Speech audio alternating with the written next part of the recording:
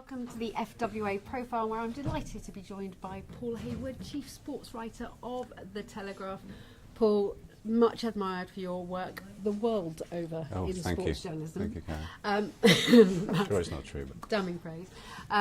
For you, ultimately, who was your inspiration? Why did you become a football journalist? well, I used to read other journalists, football journalists, sports journalists, voraciously when I was young, from about the age of 12, really, because I wanted to kind of work out what they were doing in there and understand the tricks of the trade and all the technical aspects of it and the literary devices they used. So I realized when I was very young that you can't be a good writer, a good reporter, unless you read other good reporters and writers and learn from them. So when I was growing up, I was reading Ian Wooldridge and Hugh McIlvanney and Patrick Collins and James Lawton, that generation of writers, and hoping to learn from them. How timid were you then when you suddenly found yourself in a room with these great writers that you read? Because I know when I first came in, I sat quietly in a corner for a very long time. Yeah. I felt like the apprentice. In fact, I still do. You know, sometimes when I'm around the certain people in my business, I still feel like the kid. You know, who's trying to. But actually, most of them are retired now. So I suppose I'm the old guy now. You know, I'm the veteran who the young people sort of help through the door and Oh, you're not quite there yet. Soon. Yeah, it's coming. It's coming. And what were the key elements that you took from the likes of you? Well, the thing I learned, and Patrick Barkley was another one, by the way. I learned about reporting, which means that you have to turn up, you have to have ideas, you have to listen, you have to learn, you have to watch, you have to notice things, you have to make notes, and see yourself as a sort of camera, if you like, an eye on the game. Because the more you look, the more detail you accumulate, and the more detail you accumulate, the more you know about what you've just seen, and the better able you are to describe it and to report on it in a colourful and accurate way.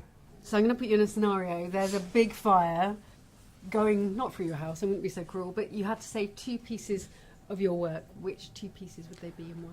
Well, they at least one of them might not be a football piece, but I know I can't really mention that. I would particularly want to save the match report that we all did from the Nou Camp in 1999, when Manchester United won the Champions League in such dramatic fashion. Also when France won the World Cup a year earlier in Paris with a multi-ethnic team. That was an amazing night to be in the city, and I remember wandering around Paris till 4 or 5 in the morning while the whole city celebrated as if a war had ended, and I felt then that I was watching a great football event, but also a national event that changed a country, and so that was very gratifying. I'd want to try and preserve those two pieces, I think. You also very famously wrote a beautiful article when you were suffering from cancer. I'm very happy to have you well recovered. Thank you. Tell our viewers about that if they may not know about it, and how difficult was that to write it? Oh, well, it was. I wouldn't be the sort of journalist who generally writes about himself in that way, and certainly not about my personal life, but I just felt that when I was having cancer treatment, this was 2 years ago, sport, live sport, watching sport helped me through it, and I watched a lot of sport as I was being treated and trying to recover.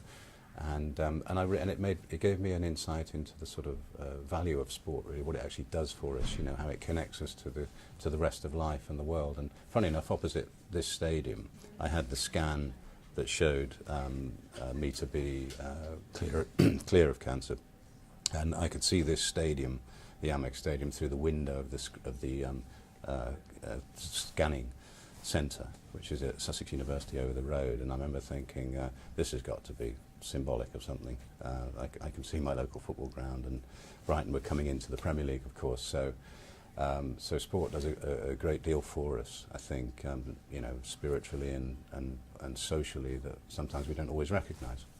A very touching article, one of the best sports articles written, and not only did it make a mark among journalists and sports fans, but Lionel Messi. Tell us what happened there. Oh yeah, well, somebody in Messi's camp showed this article I'd written, because I mentioned Messi and how his miraculous goal against Bayern Munich had sort of got me out of my chair at a point where I didn't feel I could even stand up, never mind enjoy anything, and Messi's goal got me on my feet without me even realising it. So I wrote about this in the piece, and Messi's family were made aware of it, and about 4 months later, somebody contacted me and said, "Can we meet you in a pub before a Chelsea Champions League game?" And I said, "Well, okay." And they turned up with a parcel which contained a letter from Messi and a signed shirt saying, with much affection, Leo Messi, which I thought was an amazingly touching thing to do, and I treasure that very greatly. And we'll treasure that article. It's a beautiful piece of journalism. Thank you. One of your many in a catalogue. What would be your top 5 tips for a young journalist or any journalist to keep in their catalogue?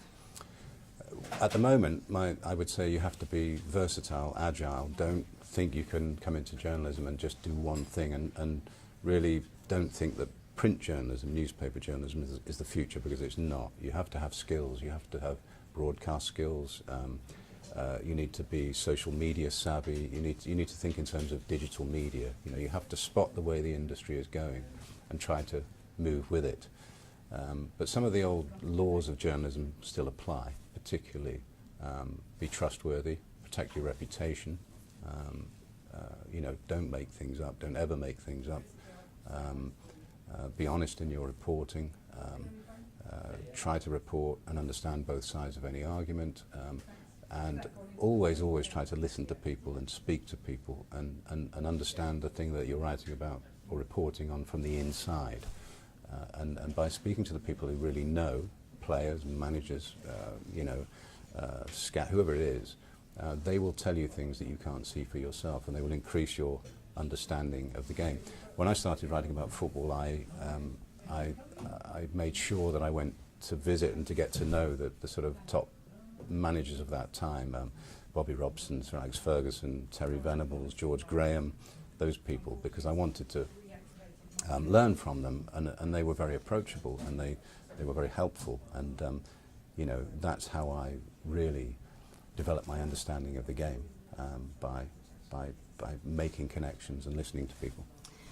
One of the early entry difficulties can sometimes be starting writing and knowing where to start when there are so many ideas, so many potential ways you can take a story. What would be your top tip? Well, always to try and look for good ideas. Don't try and do what everybody else is doing. You might find that 2 streets away, there's a guy who scored a goal in the 1956 FA Cup final and has got an interesting life story. Look beyond the obvious. And another thing, a trap I think some young journalists fall into these days, they understand why, is they start with their opinions. They tell you their opinions about everything because they think they live in a very opinionated world, and social media encourages you to express your opinions all the time. But in fact, we've all got opinions, but not everybody can report and dig up stories and break stories as well. That's a crucial part of it. So go down that road, I think, more than just expressing your opinions. And it can happen to us all. Give us some ideas of those awful moments when there's been a technology fail or where it's not as glamorous as you remember. It happens to Paul Hayward too. Well, it happened because of Paul Hayward once. I was sitting in a stadium in Turin, and Matt Dickinson, who's now does the same job as me at the Times, was on his first night as football correspondent for the Times. This was, 15 years ago or something. And just as he was about to file his report to copy, and it had taken him ages to get a phone line to copy takers, which we used to have in those days. You'd literally dictate your copy to a person who'd type it out for you in London. And just as he got through after a long delay, I reached down under the desk to try and plug my phone in or do something with the wires, and I pulled his wire out of the socket, and his line back to the Times went dead. It was a bit like a war reporter, putting the phone down when there was a queue of other war reporters waiting to get on. But anyway, I destroyed Matt Dickinson's first night as football writer, and he never. It took him half an hour to get a line back to a copy taker. I think he missed his first edition, and he never ceases to remind me about it. Face of innocence, vindictive. It was deliberate. The most surreal moment when you're working among your heroes, when you pinch yourself and say, how did this happen? I think it was probably writing Sir Alex Ferguson's memoirs with him, really. I always got on well with him, so I didn't really have the same trepidation around him that a lot of football writers had. But so, and I wasn't never particularly on the end of any of his, you know, any of his anger. He was treated me incredibly well, and I got on well with him. We had a connection with racing. But to be suddenly writing his memoirs with him was an amazing honour, and each day I spent with him, I had to kind of convince myself I was actually there doing it, because you know, I'd seen his body of work, I'd admired his ability as a manager and a psychologist, and to be in his company, listening to him recount the story of his life was pretty surreal. What was the most surprising story you took from that? From that experience? I think I wasn't exactly surprised. I think it's just that the big thing that people didn't realise about him was that he didn't manage on anger. He managed on knowing people and knowing how people work, understanding people. And there was always this myth about him that you know, he achieved his success by shouting at people. That's rubbish, frankly. Nobody achieves success by shouting. He was operating on a very, very sophisticated level of management and man management, and that was very, very interesting to learn about.